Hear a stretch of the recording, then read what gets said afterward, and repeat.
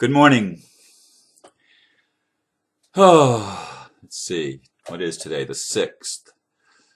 So that's a night in the Mayan calendar thing. Every alternating day and night, day and night. The even numbers are all nights, and the odd numbers are all 6 in this 13-day 10th wave. And today's title is called 10th Wave: Progressives or Libertarians?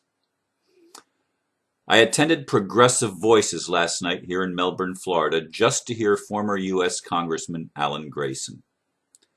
It was actually fun.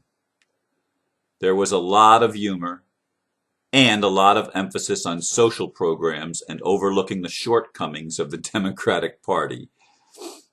They tried to get me to sign up and get active. Here's what I told them. I no longer vote because I am not part of the corporate or the corporation that poses as a nation. They did not get it. At least it seemed that way. Let me say, first of all, that Alan Grayson is one of the voices that was in the United States Congress. He was a one-term congressman. He's running again for re-election in 2012. And he had the courage to speak truth in the halls of Congress and on national media. He was known as the congressman with guts. He spoke out against the banks in regard to the foreclosure crisis here in the United States. And I liked a lot of what he said. I've shared his videos on Facebook. I don't know if I've ever favorited any of them on YouTube. I don't think so. But in any case, I wanted to hear the man and meet the man in person. I did not have an individual conversation with him, although I did pose a question if he knew about the recent Massachusetts Supreme Court ruling that overturned all the foreclosures in the past 5 years for residential foreclosures. And he was aware of that, and he spoke quite a bit about that subject. So he did answer my question, even though it was posed on a postcard and not actually in person. I stood only a few feet away from him, but he was surrounded by people at the end that were all pulling on his ear, and I chose just to leave rather than to wait to get an audience with him. He may not have understood what I had to say if I actually had a conversation with him. But anyway, I did he's a tremendously witty person.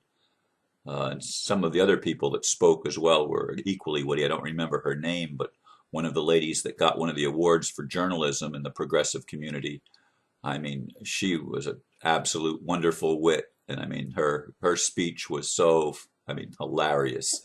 Absolutely hilarious, as she posed as a billionaire.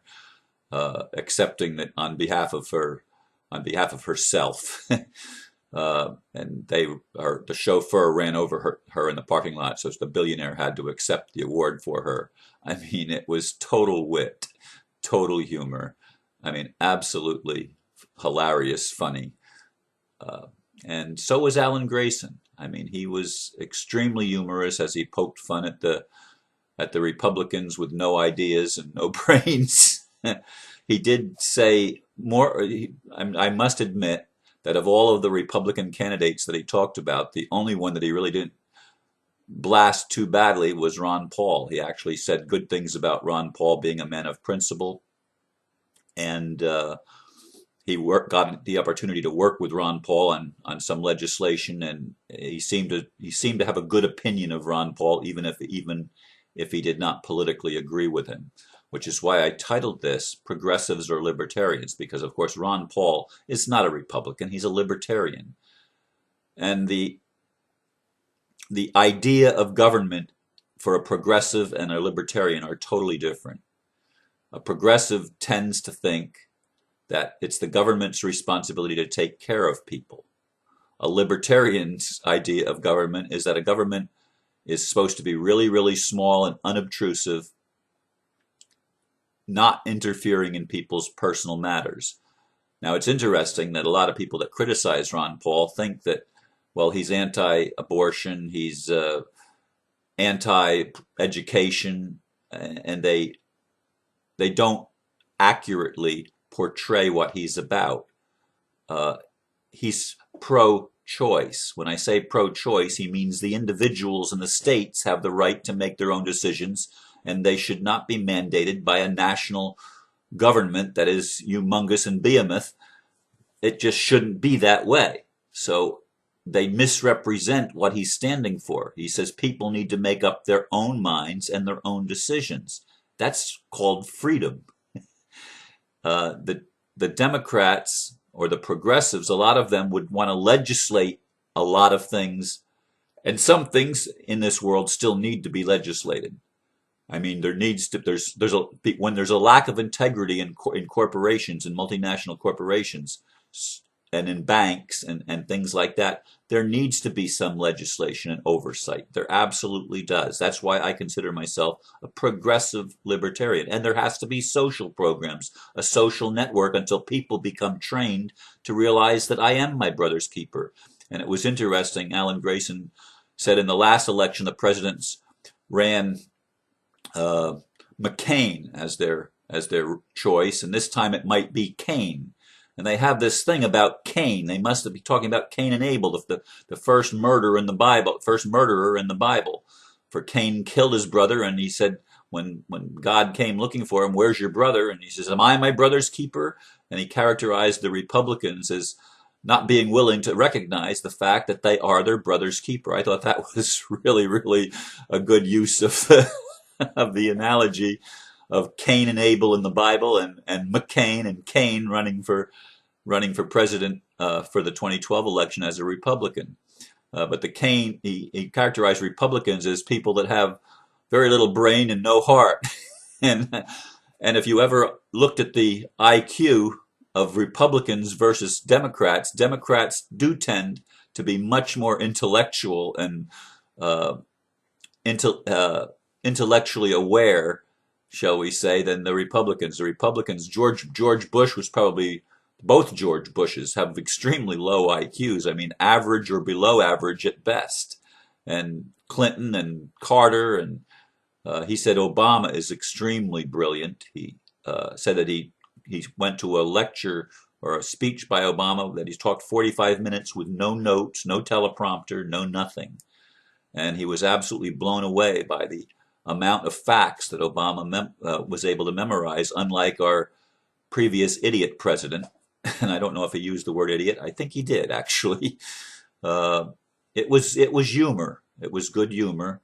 And I tend to agree that Republicans tend to put really stupid people in the office of president. McCain was no genius either, that they ran him, and Sarah Palin, and he went through the litany of Republican candidates, Romney being a flip-flopper who doesn't actually even believe anything he says, because he doesn't have an opinion. He just goes with whatever he thinks the audience wants to hear in that moment.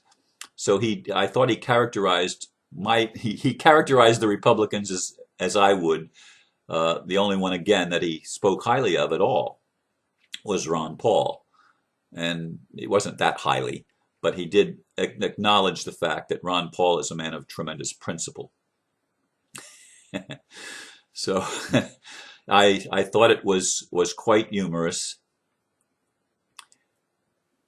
But I want to emphasize something, because from the beginning, when I got there and bought my ticket, they were trying to sign me up for the progressive thing. They tried to get me to sign papers supporting Alan Grayson's run for Congress in the next election. And I must have told at least a dozen different people that I don't vote. I'm expatriated. What does that mean? They didn't know what that meant. I mean, they were not aware.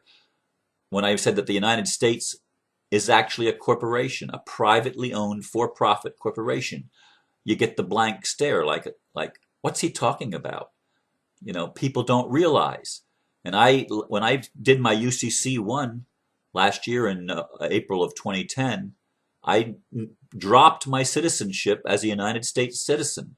Why? Because it meant that I was an employee of the United States of America Corporation, which I don't want to be. I don't want their freaking benefits. I don't want to pay their taxes, and I don't want to play their game. It's not a game that I'm interested in. I want a government that's inobtrusive or unobtrusive. I want a government that doesn't interfere in my life, that allows me to have free speech, that allows me freedom of religion and assembly, and the freedoms that are guaranteed by the Constitution.